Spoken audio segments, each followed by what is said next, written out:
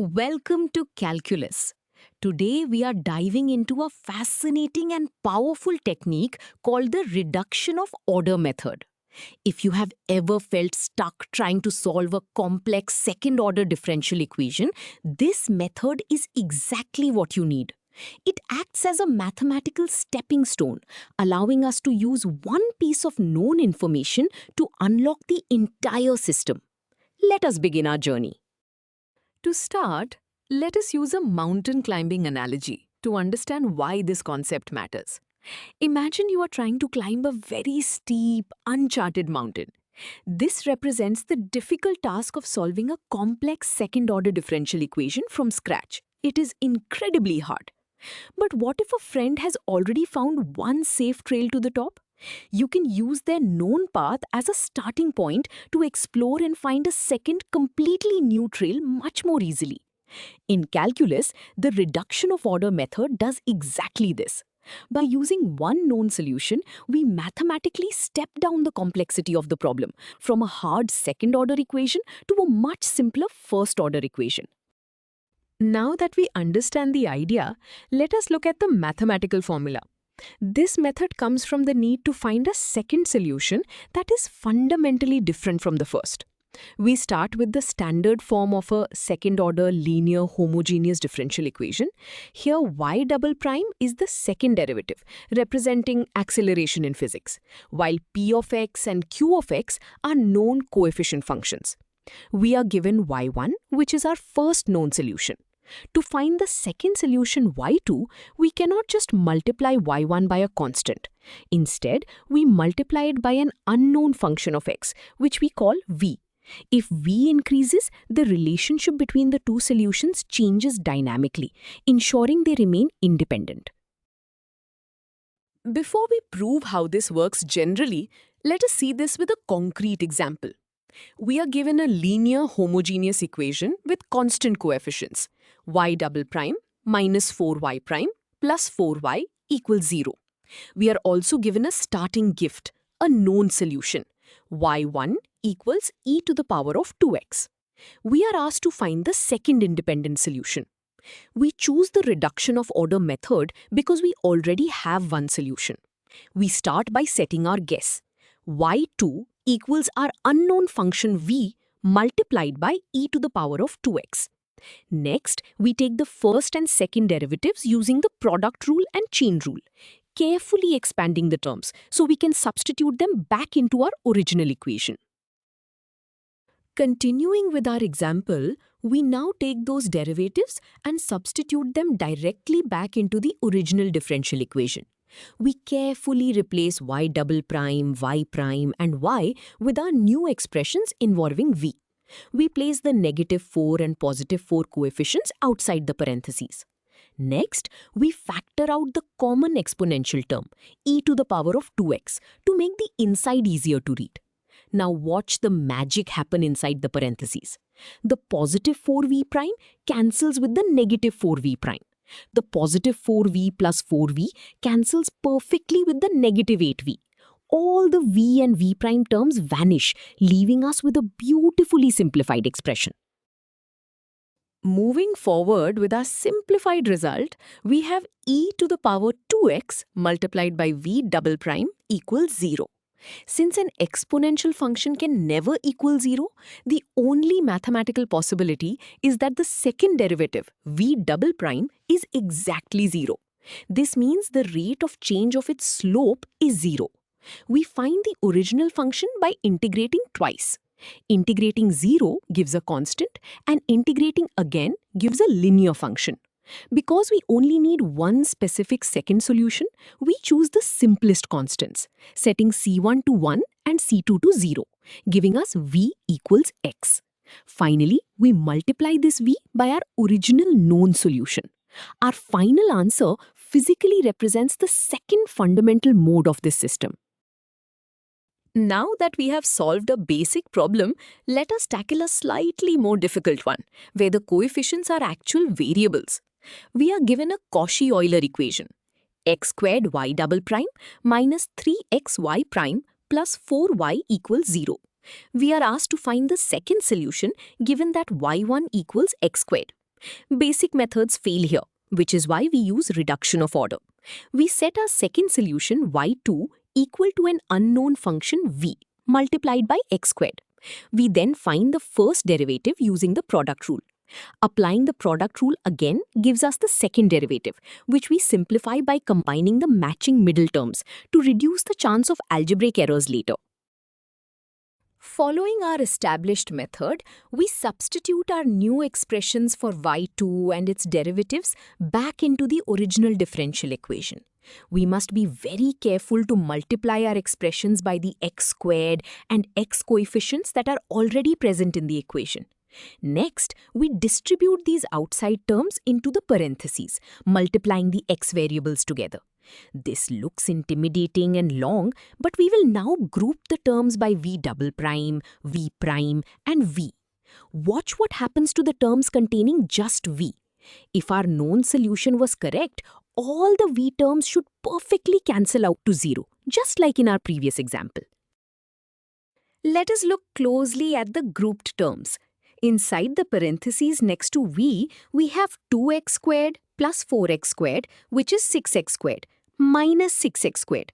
That is exactly 0. Once again, the v term completely vanishes, proving our method works perfectly even with variable coefficients. We are left with v double prime x to the fourth plus v prime x cubed equals 0. We can simplify this further by dividing every term by x cubed. This gives us x times v double prime plus v prime equals 0. To make it obvious that this is now a first order equation, we substitute w for v prime, giving us x times w prime plus w equals 0. We now have a separable first order differential equation. We rewrite w prime as the derivative of w with respect to x.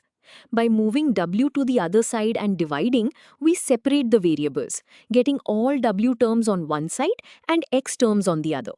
We integrate both sides directly, which gives us the natural logarithm of w equals negative natural logarithm of x. Using logarithm properties, we remove the logs to find that w equals 1 over x. Remember that w is actually v prime, so we integrate one more time to find our unknown function v, which becomes the natural logarithm of x. Finally, we multiply this by our original known solution to get our final answer. Now that we have successfully used this formula in multiple examples, let us understand where it comes from by deriving it from first principles.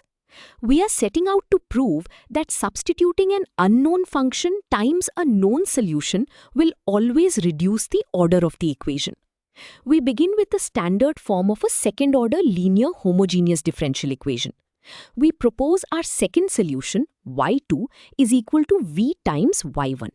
Using the product rule from basic calculus, we find the first derivative. We apply the product rule one more time to find the second derivative, expanding the terms carefully. This sets up the pieces we need to substitute back into the general equation. Continuing our derivation, we take these general expressions for y2 and its derivatives and substitute them directly back into our standard form differential equation. This long equation looks messy and intimidating at first glance, but a beautiful mathematical cancellation is about to happen. We rearrange this equation by grouping all the terms multiplied by v, all the terms multiplied by v prime, and all the terms multiplied by v double prime. Look closely at the first large group of terms inside the parentheses, multiplied by v.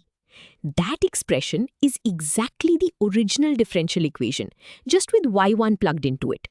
This is the crucial mathematical reasoning that makes the whole method function. Because we already know that y1 is a valid solution to the original equation, that entire group in the parentheses must equal exactly 0. This causes the entire v term to vanish completely.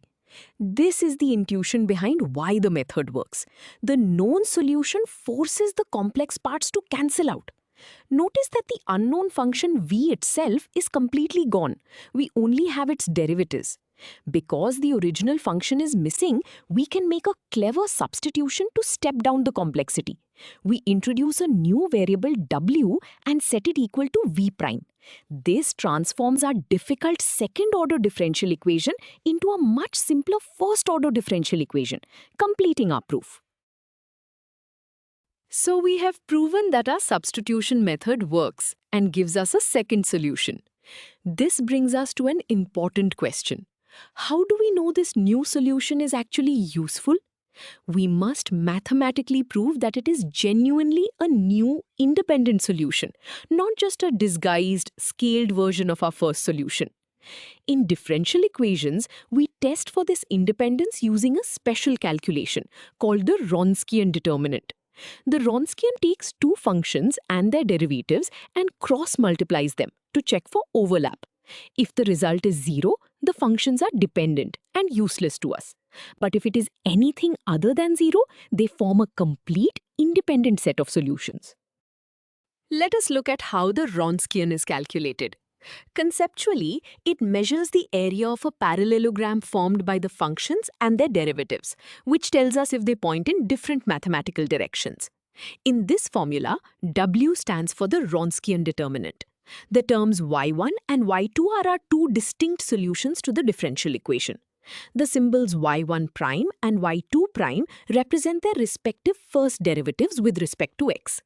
If either function increases in a way that perfectly mimics the other, the cross multiplication will subtract to 0. We will now use this formula to prove that our reduction of order method always produces an independent solution. We are setting out to prove that the solution y2 we found is strictly independent from y1. We start with the Wronskian formula we just learned. We substitute our specific relationship where y2 equals v multiplied by y1 and y2 prime is replaced with its product rule expansion that we derived earlier. This gives us a longer expression that we need to clean up. The mathematical reasoning here is to see if the terms cancel out to 0 or leave a remainder.